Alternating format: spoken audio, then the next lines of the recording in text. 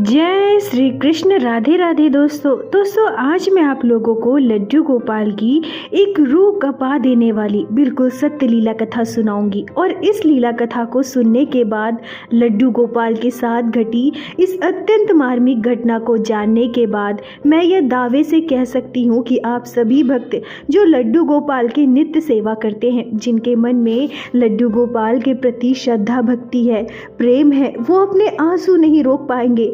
उनकी आंखों में आंसू जरूर आएंगे। क्योंकि दोस्तों जब मैं इस घटना के बारे में सुनी तो सच कहूँ तो मेरी रूह कांप गई। बाल गोपाल के साथ जो दर्दनाक घटना घटी उसे सुनकर मैं रो पड़ी। और दोस्तों अब जरा उस भक्त के बारे में सोचिए जिस भक्त के लड्डू गोपाल नदी की गहराइयों में समा गए, उनकी आंखों के सामने नदी में डूब गए, तो उस भक्त की स्थिति क्या रही होगी, उस भक्त की दशा कैसी रही होगी, वो भी ऐसे समय जब उस भक्त ने छठ महापर्व का व्रत रखा हो, 48 घंटे का निर्जला उपवास रखा हो। इतने बड़े शुभ अवसर पर, इतने बड़े त्योहार के बीच अगर उनके लड्डू गोपाल उनसे हमेशा के लिए दूर हो जाए तो उनकी स्थिति का अनुमान भी हम में से कोई नहीं लगा सकता है। और अब जरा यह सोचिए कि जब लड्डू गोपाल की सेवा भक्त प्रारंभ करते हैं तो तभी से बाल गोपाल में प्राण आ जाते हैं। लड्डू गोपाल मात्र एक मूर्ति नहीं है, उनमें साक्षात प्राण है। फिर सोचिए कि जब लड्डू गोपाल नदी की गहराइयों में समाये होंगे, नदी में डूबे होंगे, तो हमारे ठाकुर जी को कितनी तकलीफ हुई होगी, हमारे प्राणों से प्रिय लड्डू गोपाल को कितना दर्द हुआ होगा। दोस्तों ये सारी बातें सोचकर आत्मा कांप जाती है। आप सभी भक्तों से विनम्र निवेदन है कि कृपया आज की इस लीला कथा को, इस घटना को, इस वीडियो को पूरा अंत तक अवश्य देखिएगा। दोस्तों यह लीला कथा बिहार के गया में रहने वाली 53 वर्षीय गायत्री देवी ने हमारे साथ शेयर की है।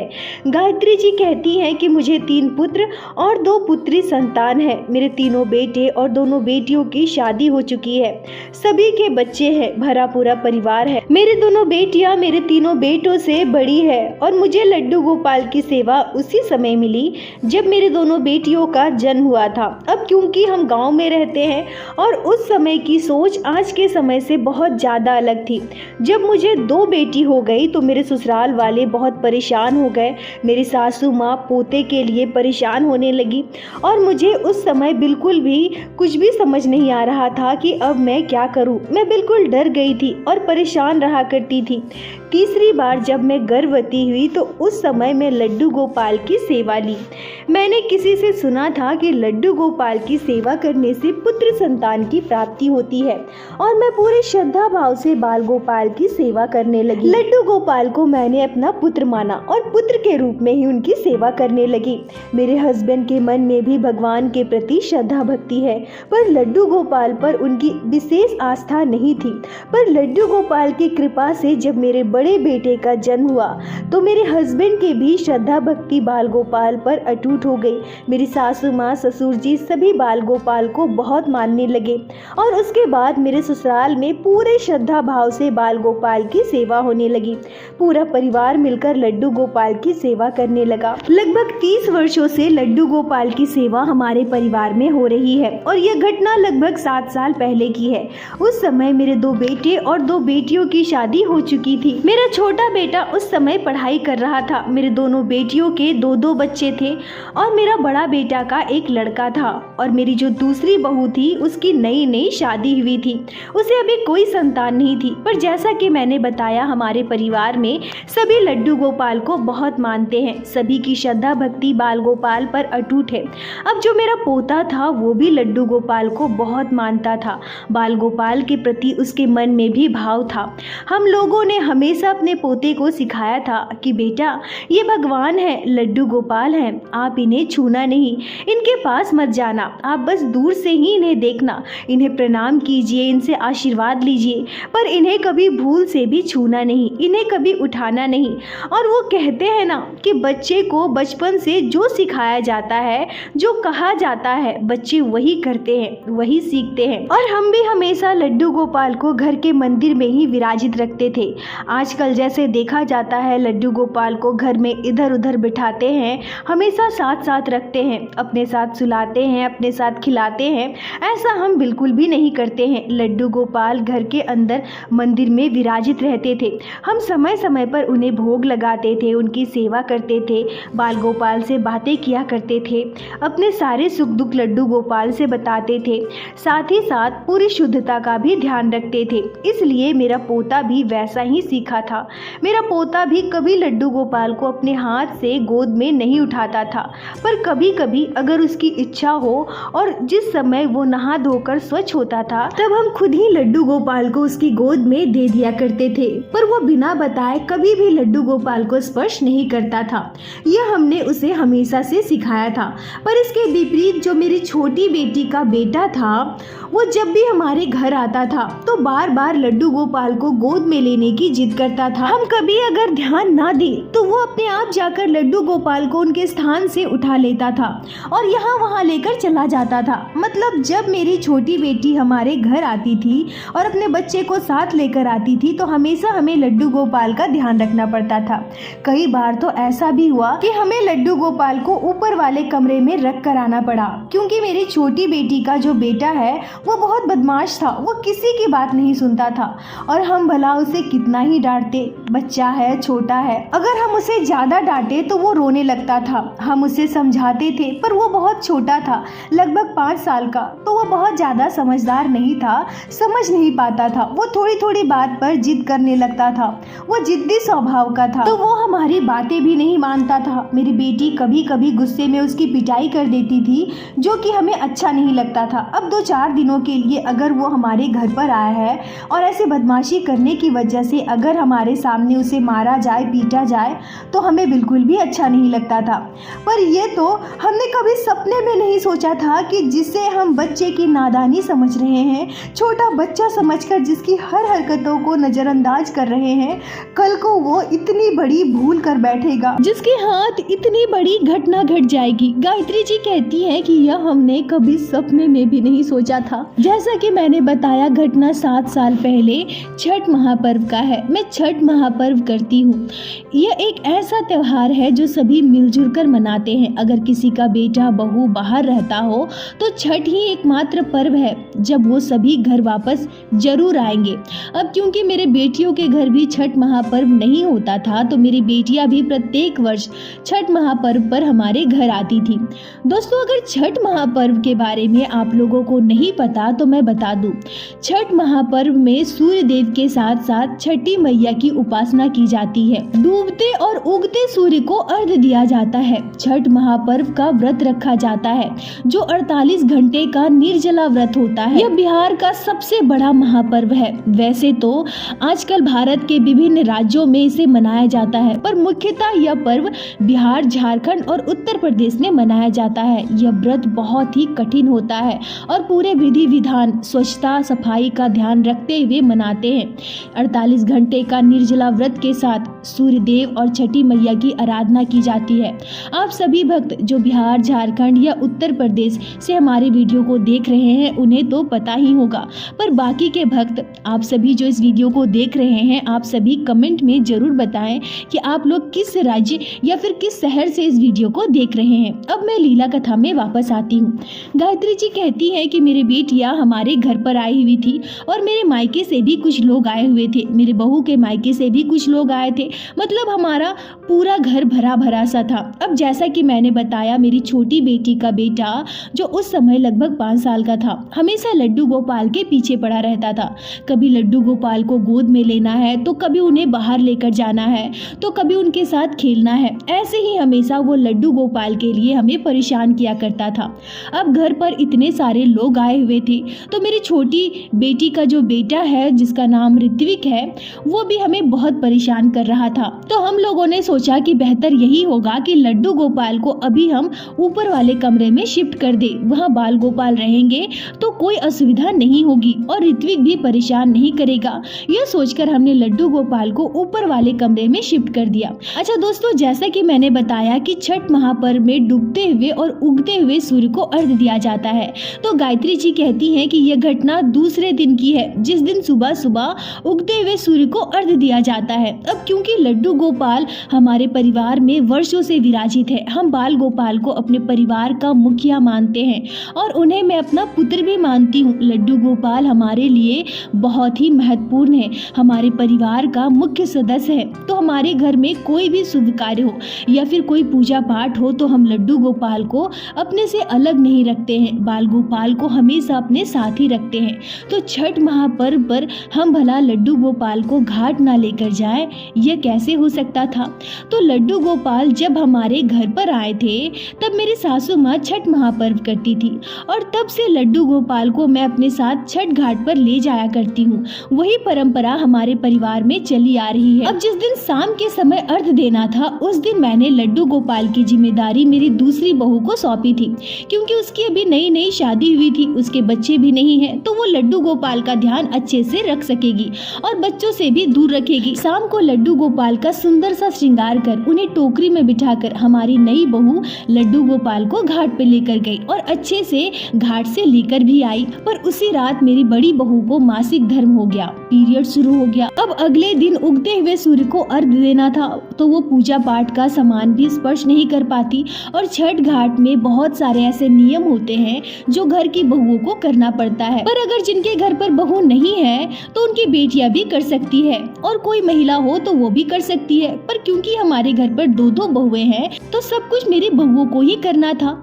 मेरी बड़ी बहू हमारे साथ छठ घाट तो जा सकती थी, पर वो पूजा का कोई भी सामान स्पर्श नहीं कर पाती, वो कोई भी विधि छठ घाट पर नहीं कर पाती। तो मैंने अपनी छोटी बहू से कहा कि बहू, सुबह का जितना भी नियम है, छठ घाट पर जितनी भी विधियां हैं, वो सब कुछ तुम ही करो। अब लड्डू गोपाल की संपूर्ण जिम्मेदारी मैंने अपनी बड़ी बेटी को सौंप दी, क्योंकि उसके जो दो बच्चे हैं वो थोड़े बड़े हो चुके हैं, वो लड्डू गोपाल के लिए जिद भी नहीं करते। और मेरी छोटी बेटी का जो लड़का है और मेरी छोटी बेटी का जो बेटा है वो बदमाश है, वो लड्डू गोपाल के लिए जिद भी करेगा। तो यह सोचकर हमने लड्डू गोपाल की जिम्मेदारी बड़ी बेटी को सौंपी। अब हुआ यूं कि अगली सुबह जब हम घाट के लिए निकले तो हमें सुबह सुबह अंधेरे में ही निकलना पड़ता है और छठ घाट पर नदी में डुबकी लगाकर मैया का ध्यान करते हुए, सूर्य देव से प्रार्थना करते हुए सूर्य देव के उगने की प्रतीक्षा करते हैं ताकि हम उन्हें अर्घ्य दे सकें। अब हम सभी छठ घाट पर पहुंचे और छठ घाट पर बहुत भीड़ होता है। लड्डू गोपाल को मेरी बड़ी बेटी अपने साथ लेकर गई थी, क्योंकि अंधेरे का समय था तो सभी वहाँ पर पटाखे वगैरह फोड़ रहे थे। तो हमारे घर के बच्चे भी पटाखे फोड़ रहे थे, पर सारा पटाखा खत्म हो गया। तो मेरी छोटी बेटी का जो बेटा है वो रोने लगता है, जिद करने लगता है कि उसे और पटाखे चाहिए, उसे अभी पटाखे चाहिए। सभी उसे चुप करा रहे थे, कह रहे थे कि घर चलो, घर जाकर तुम्हें और भी पटाखे देंगे, पर वो चुप ही नहीं हो रहा था। मैं तो नदी में डुबकी लगाने के बाद छठी मैया से प्रार्थना करते हुए सूर्य देव के उगने की प्रतीक्षा कर रही थी। मतलब मैं अपने पूजा आराधना में थी और मेरी छोटी बहू भी मेरे साथ ही थी और बाकी के लोग घाट पर थे। घाट पर बहुत ज्यादा भीड़ भी होती है। जब ऋत्विक रो रहा था तो अचानक से वो लड्डू गोपाल को गोद में लेने की जिद करने लगा। एक तो वो पहले से ही पटाखे के लिए रो रहा था, ऊपर से लड्डू गोपाल को गोद में लेने के लिए बार बार जिद करने लगा। और जब मेरी बड़ी बेटी ने उसे लड्डू गोपाल को देने से इनकार कर दिया तो वो बहुत रोने लगा। मेरी छोटी बेटी अपनी दीदी यानी कि मेरी बड़ी बेटी से कहती है कि दीदी एक बार दे दो ना, मैं इसके साथ ही हूँ ना, मैं देख रही हूँ। अब जब मेरी छोटी बेटी बार बार कहने लगी तो मेरी बड़ी बेटी ने लड्डू गोपाल ऋत्विक के हाथ में दे दिया। अब दोस्तों मैं आप लोगों को बता दूं कि जहाँ पर भी नदी में छठ का महापर्व मनाया जाता है, अब दोस्तों मैं आप लोगों को बता दूं कि जहाँ पर भी नदी में छठ का महापर्व मनाया जाता है, नदी में सूर्य देव को अर्घ्य दिया जाता है, उस नदी का पानी बहुत कम होता है, क्योंकि छठ की वजह से पता होता है कि जो सारी व्रतियाँ होती है, जो व्रत रखती है, वो लोग नदी में खड़ी होकर सूर्य देव को अर्घ्य देती है।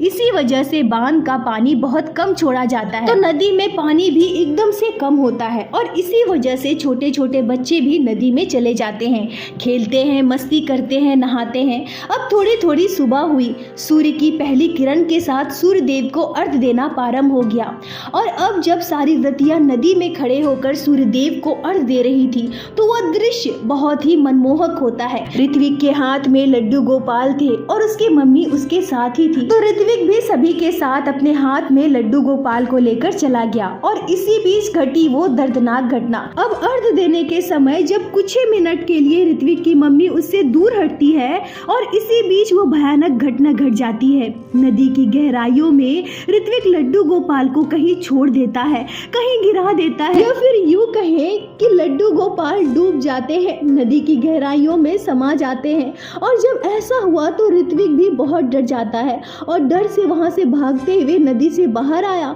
और किनारे पर आकर खड़ा हो जाता है। गायत्री जी कहती है कि जब अर्घ देना खत्म हो जाता है, हम सभी घाट पर वापस आए, नदी के किनारे पर आए, तब मेरी बेटी का ध्यान जाता है ऋत्विक पर। ऋत्विक कहाँ गया? ऋत्विक को वो ढूंढने लगती है।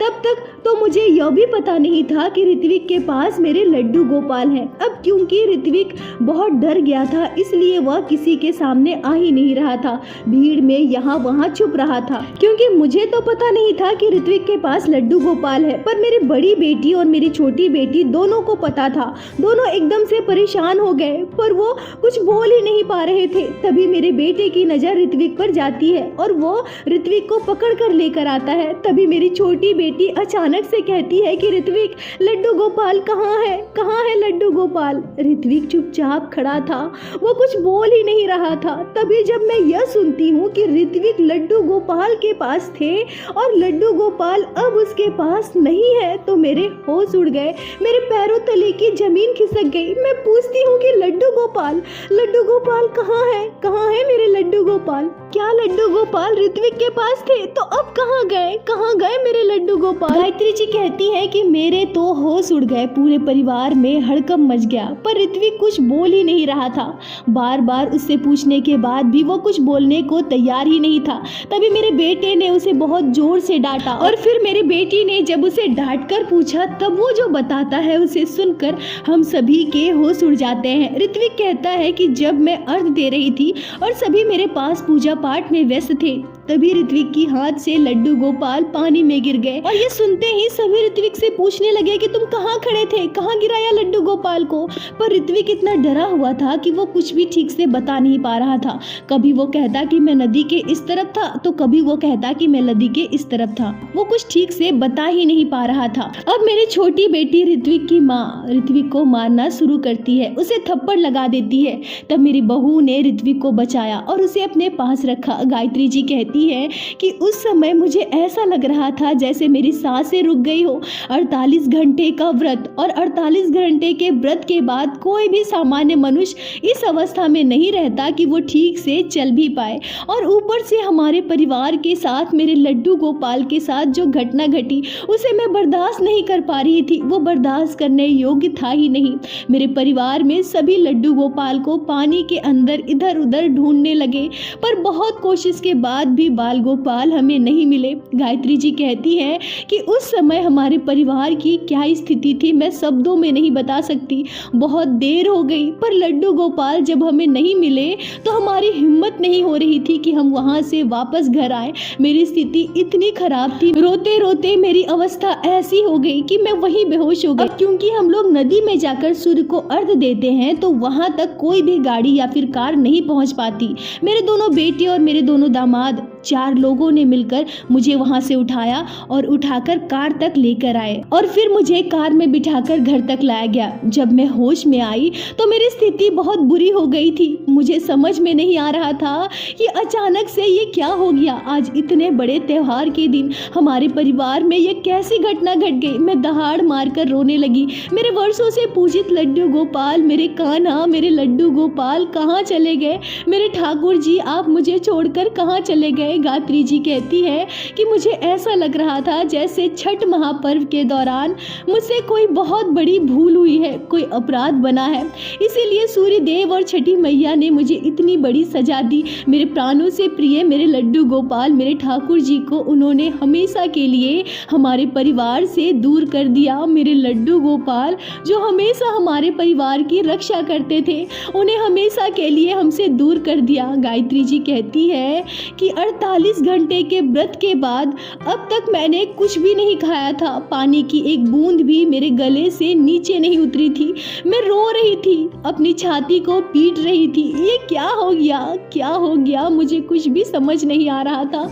इधर मेरी दोनों बहुएं, दोनों बेटियां, मेरे दोनों बेटे सभी बहुत उदास थे। सभी की आंखों में आंसू थे, पर फिर भी सब मुझे संभालने में लगे थे। पर थोड़ी देर में मुझे दौरे पड़ रहे थे। मैं चिल्ला रही थी, रो रही थी, मेरे लड्डू गोपाल डूब रहे हैं, मेरे कान्हा डूब रहे हैं, मेरे लड्डू गोपाल डूब रहे हैं। मुझे ऐसा लग रहा था जैसे डूबते हुए मेरे कान्हा मुझे पुकार रहे हो, मुझसे कह रहे हो कि मैया मैं यहाँ हूँ, मैं डूब रहा हूँ, मुझे यहाँ से लेकर चलो मैया, मैं डूब रहा हूँ, मुझे बचा लो मैया। गायत्री जी कहती हैं कि वह समय मैं अपने पूरे जीवन काल में कभी नहीं भूल सकती। इस घटना के बाद मैं बीमार पड़ गई और मुझे उस हादसे से उबरने में बहुत समय लगा। मैं रोती थी, खाना नहीं खाती थी, दिन भर घर के मंदिर में बैठी रहती थी। मेरी आंखों से आंसू नहीं रुकते थे। परिवार में सब मुझसे कहा करते थे कि हम दूसरे लड्डू गोपाल को लेकर आते हैं, हम उनकी सेवा करेंगे, पर नहीं, मैंने कभी दूसरे लड्डू गोपाल लाने का नहीं सोचा। मैंने हमेशा से यही कहा कि लड्डू गोपाल नदी में समा गए हैं, नदी में डूब गए हैं, हमसे पाप हुआ है, हमसे अपराध बना है, तभी मेरे कान्हा हमें छोड़ कर गए हैं। अगर लड्डू गोपाल को आना होगा तो वो अपने आप आएंगे, हम कभी दूसरे लड्डू गोपाल को लेकर नहीं आएंगे। और उसके बाद वर्षों बीत गए। लड्डू गोपाल के लिए मैं रोती थी, तड़पती थी। मैं कसम खाकर कहती हूँ, सौगंध खाकर कहती हूँ, मैं एक पल के लिए भी लड्डू गोपाल को भूल नहीं पाई थी। पर मेरे मन में, मेरे दिल में विश्वास था कि मेरे कान्हा वापस जरूर आएंगे। वो अपनी मैया को ऐसे रोते हुए नहीं छोड़ सकते। और कहीं ना कहीं मन में अभिमान भी था। मैं सोचती थी कि मैं इतने वर्षों से कन्हैया की सेवा कर रही हूँ, मैं उनसे इतना प्रेम करती हूँ, तो क्या बस मैं ही उनसे प्रेम करती हूँ, वो मुझसे प्रेम नहीं करते? जैसे मैं उनके लिए रो रही हूँ, तड़प रही हूँ, तो क्या मेरे कान्हा को तकलीफ नहीं होती? वो अपनी मैया को ऐसे ही रुलाएंगे, ऐसे ही तड़पाएंगे, क्या उन्हें दुख नहीं होता? तो ठीक है, अगर मेरे कान्हा को तकलीफ नहीं होती, अगर उन्हें मुझसे प्रेम नहीं है, तो मैं भी उनके बिना ही रहूंगी, पर दूसरे लड्डू गोपाल को घर लेकर नहीं आऊंगी।